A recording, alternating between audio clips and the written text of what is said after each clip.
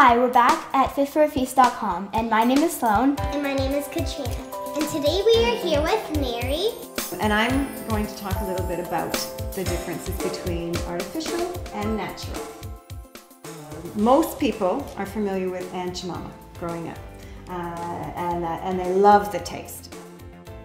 So looking at this one, do you want to take a look at the front and what are some of the things that it says on there?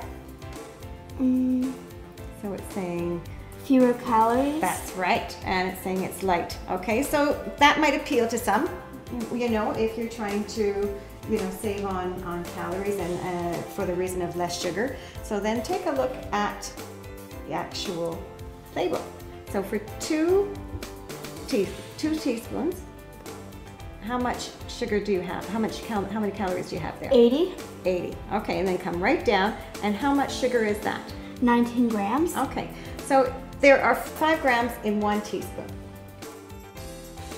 So taking a look at that, how many teaspoons of sugar is that? It's about 4 teaspoons, right? Yeah, so you got about 4 teaspoons there. When it comes to calories with sugar, you multiply it by 4. So there's not really a lot of calories when you're talking about just a spoonful or 2 spoonfuls. So they're saying it's lighter in calories, and it'll be lighter than their version before, but it still has pure sugar, right? Right. So now what's the next thing you want to look at to see if it's natural? Because that's just telling us how much sugar is in there. So what would you do to find out if it's natural or not? Remember, there are more than one. That's right.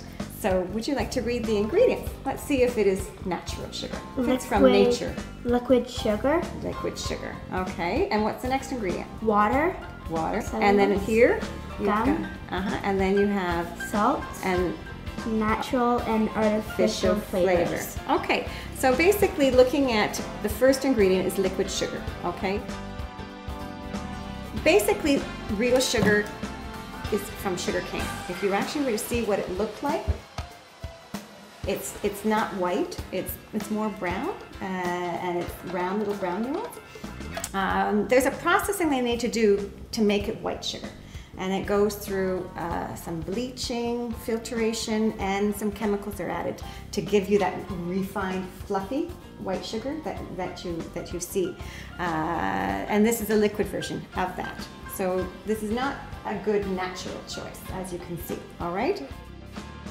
So now let's take a look at this one. You know, does this have anything appealing on it? What on the label? Well, it says strawberry syrup, and it says all natural. Okay. So now let's take a look at what the facts, the nutrition facts say. So now it's saying now they've got it down to 1/4 cup, but so how much sugar is in 1/4 cup? 52 grams. Now you wouldn't be using 1/4 cup of sugar. You'd probably use a tablespoon or 2. So that would bring it down to probably about half of that. So you're coming down to the 25 grams. And so comparing that to there, it's still a little sweeter than this amount. So let's take a look at the ingredients to see what's making it sweeter, even though it's natural. And what is the first ingredient? High fructose corn syrup. Okay, so that's something that they started to use a lot more. However, there is some research with high fructose corn syrup, which has more, you're craving more of the sugars, and is linked more with obesity.